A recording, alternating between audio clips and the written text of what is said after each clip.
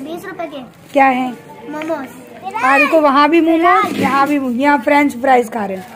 यहीं रख ले बोलू, यहीं रख ले, इधर रख ले, इधर रख ले बोलू। 40 रुपए बढ़ जा। ये रहे आरू के मोमोज, फ्राइड वाले लेके आइए ना। ये है फ्रेंच फ्राइज। बोलू को अच्छे लगे? बोलू खा लो तो चलो। और ये शेरू है, परेशान कर रहा है। और मेरे यहाँ पे कपड़े धोने पड़े, टंकी में पानी खत्म हो गया, तो अब मैं इनको कल दूंगी। यहाँ से हटा दूं, अच्छे नहीं लग रहे हैं। अब सही है।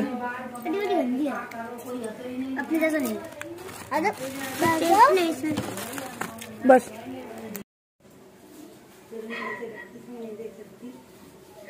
ऐसे अगर हो जाए तो सेवा कौन करे?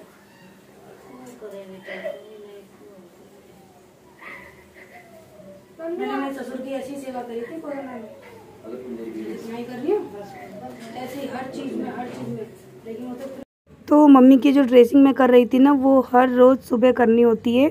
और अभी ये शाम का टाइम है, क्योंकि दिन में मैं भूल ही गई थी वीडियो शूट करना।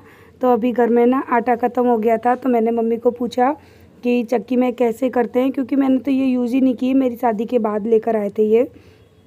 सो मैंने अभी मम्मी को पूछ लिया कि बता दो आप मुझे, और मैं कर लेती हूँ। और अब तो पहले से मम्मी ठीक है खैर, लेकिन जो मैंने कई बार बताया है कि मम्मी के पैर की स्थिति बहुत ख़राब है।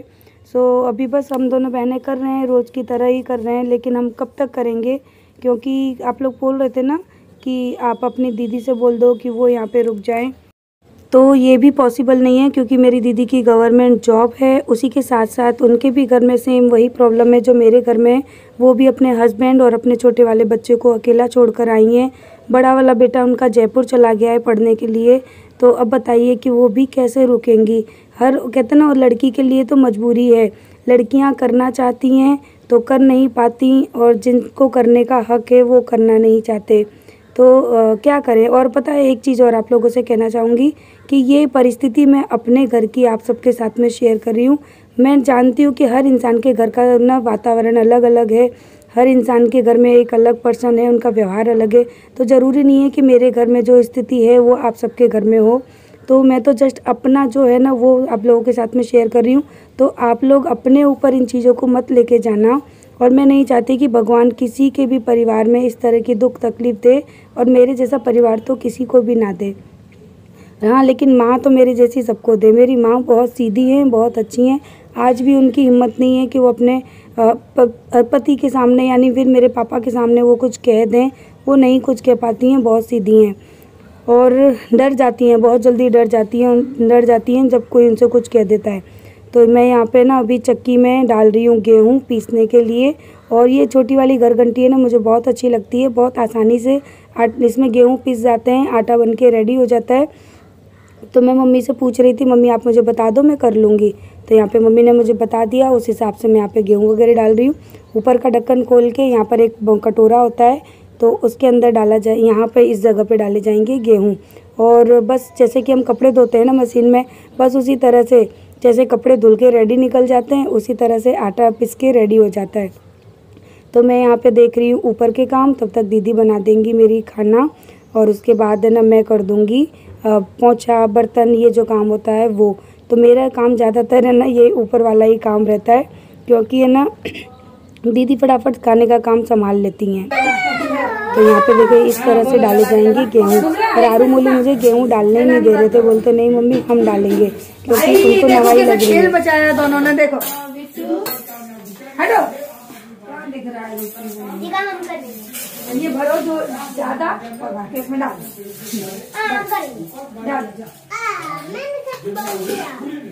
बस, ज्यादा नहीं, इतना ही भरे जाएंगे जितना कटोरा है। चल गया अब तसल्ली हुई होगी। चला दूं मम्मी? मम्मी चला दूं? देख लो ये रिमांड चला दूं? शाम का हमारा खर्चा करा दिया। सही हो गई, लड़कियों के आते ही सही हो गई। कोई कह सकता है बीमार है, टांग ही नहीं दिख रही। वैसे एडमिट थी हॉस्पिटल में, जहाँ लड़कियां आ गई सही हो गई। देखो बिटिया आ गई टक सीधी। क्या करें बिटिया, इतनी दूर चली गई है, ये छाया मिलता नहीं, देख रेख का है तो एक बीमार ही बन के बुला ले, मैं से आती नहीं दूर से। वैसे ये बात सही है मम्मी, मैं तो बीमार नहीं होती तो नहीं आ पाती। हम बीमार नहीं होते, बिटिया नहीं मिलती, देख ले तो साल हो गए देखे वगैरह। 4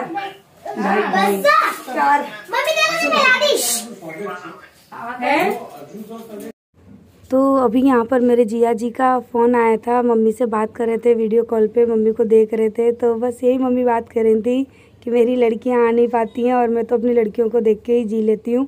तो मैंने यही बोला कि मैं तो आ भी नहीं पाती अगर आप बीमार नहीं होते तो, क्योंकि सच में कहते हैं ना कि हम चाहे कितना भी दूर रह ले, लेकिन माँ बाप का जो प्यार होता है ना वो हमको कहीं नहीं मिल सकता।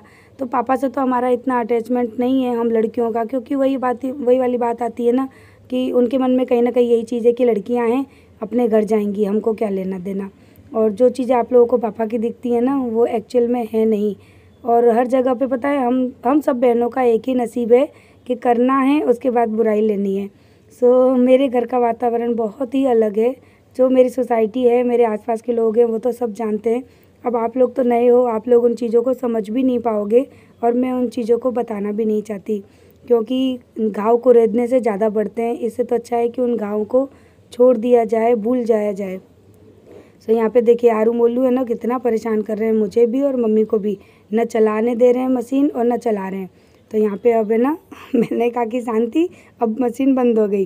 तो अब यहाँ पे आटा पिस रहा है और वहाँ पे दीदी रोटियाँ बना रही हैं, सब्जी वगैरह सब बन चुकी है और उसके बाद बस मेरा काम स्टार्ट होगा क्लीनिंग का।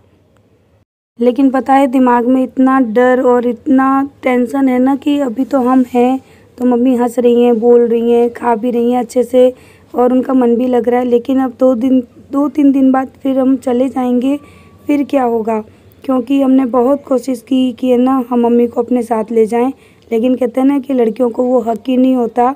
तो मेरे पापा है ना वो राज़ी नहीं हो रहे हैं कि हम मम्मी को ले जाएं। मेरी दीदी की तो लड़ाई भी हो गई अपने पापा से, बोलचाल भी बंद हो गई है, फिर भी वो मम्मी के लिए कर रही हैं। और मैं नहीं बोलती हूँ ज़्यादा, क्योंकि मुझे पता है कि जो इंसान अपनी बात मान ही नहीं रहा उससे बोलने से मतलब क्या। और वो कोशिश कर रही थी कि शायद दीदी बड़ी हैं उनकी बात मान लें। चलिए ये यहाँ पे इस चीज़ की शांति है, आटा आराम से घर पे पीस लो। मेरा भी मन करता है मैं ये मशीन ले लूं, लेकिन मेरे तो वही है कि पिसा हुआ आटा है, काम बढ़ जाएगा। पिसा हुआ आटा आता है ना, काम तो कुछ नहीं बढ़ता। अरे बढ़ता है यार। चलो मेरी दीदी बना रही है रोटी, मैं कर रही हूँ आराम। दीदी रोटी का डिपार्टमेंट पकड़ती है और मैं पकड़ती हूँ क्लीनिंग का। और अब समझ में आ गया आप लोगों को मैं इतनी क्लीनिंग क्यों करती हूँ, क्योंकि मैं घर में छोटी थी, मेरी बड़ी दीदी बनाती थी खाना पीना, मम्मी खाना पीना करती, कपड़े धोती थी और मुझसे यूं कहा जाता था तू छोटी है चल तू झाड़ू कर ले, पोंछा कर ले। तो वही झाड़ू पोंछा मेरी हैबिट में है।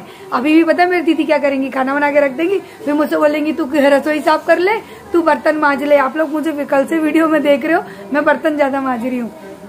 तो ना बस यही मेरी आदत पड़ चुकी है। मेरा शेरू शेरू ए शेरू आजा, आएगा? आजा मेरा बेटा, आजा आजा। नहीं आएगा? मैं जाऊं, चली जाऊं मम्मी के पास।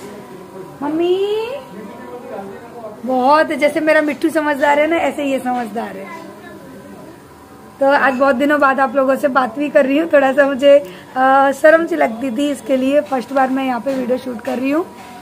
सो अगर मम्मी शायद बीमार नहीं होती ना, तो मुझे 3.25 साल हो चली यहाँ पे आए हुए, 4 ही मान लीजिए, जून में 4 हो जाएंगी। अगर मम्मी बीमार नहीं होती तो शायद मैं अभी भी नहीं आती। तो मम्मी कहता रही थी कि तुझे बुलाने के लिए मुझे बीमार होना पड़ा, क्या करूँ? फिर भी पता है मैं जैसे जबरदस्ती आई हूँ कि नहीं मैं जाऊंगी जाऊंगी जाऊंगी, भले तुम रोको तो भी जाऊंगी। सो कुछ भी हो, चाहे बीमारी में ही सही, कम से कम मम्मी से मिल तो ली।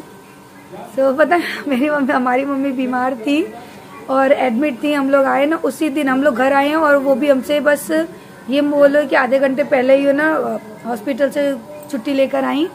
और जब आए थे तब आप लोगों ने उनको देखा था किस हालत में थी, और अब देखो चल रही हैं, खा रही हैं, पी रही हैं, सब कुछ नॉर्मल है। सो कहीं ना कहीं पता है मम्मी बीमार क्यों थी, क्योंकि ना हम लोग उनसे मिलने नहीं आ पा रहे थे। 4-4 साल जो माँ अपनी बेटी से नहीं मिलेगी तो उसका क्या होगा? यही होगा जो मेरी मम्मी का हुआ। उसमें भी जय पता है क्या करे थे, 2 दिन के लिए चली जा, वापस आ जाना। मैंने कहा चाहे तुम कितना भी बोलो मैं तो जाऊंगी। माँ का प्यार अलग होता है, पति का प्यार अलग होता है, दोनों की एक जगह भी अलग अलग है। सो मैंने कहा कि चाहे तुमको यूं लगे कि मैं तुमसे प्यार नहीं करती, लेकिन मैं फिर भी जाऊंगी, क्योंकि वो पता है क्या बोले थे, तुम मुझसे प्यार नहीं करती है, तू जा रही है। लेकिन मैं आई और एकदम से मम्मी एकदम अच्छी सी हो गई ना, तो बता नहीं सकती, और मैं ज़्यादा बात भी नहीं कर रही अब। तो ये इंजेक्शन है ना, जो ये मेरी मम्मी को रोज़ रात को 9:30 बजे लगते हैं। और मैंने मेरी दीदी को बोला आप लगाओगे, तो मेरी दीदी इतनी डरपोक है, वो नहीं लगा पाती हैं, उनको बहुत डर लगता है इन सब चीज़ों से। और मेरा स्वभाव हमेशा से ऐसा ही रहा है, मेरे को इन सब चीज़ों से मुझे डर नहीं लगता। और मैं ये सोचती हूँ कि अगर हम ही डरेंगे तो फिर हम अपने परिवार वालों की सेवा कैसे कर पाएंगे।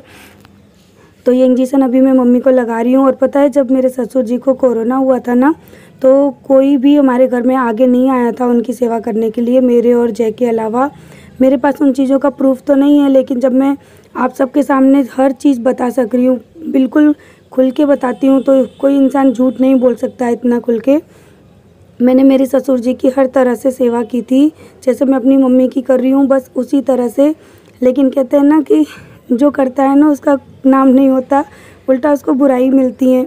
मैं वो जो पल याद आते हैं ना, तो फिर कभी कभी मन बहुत दुखी हो जाता है, क्योंकि अपना मान के इतनी सेवा की, इतने प्यार से की, ऐसा लगता था कि कोई कमी ना हो जाए उनकी सेवा में। और सेवा करके दवाई वगैरह करा के आज हमारे ससुर जी ठीक ठाक एकदम व्यवस्थित हैं।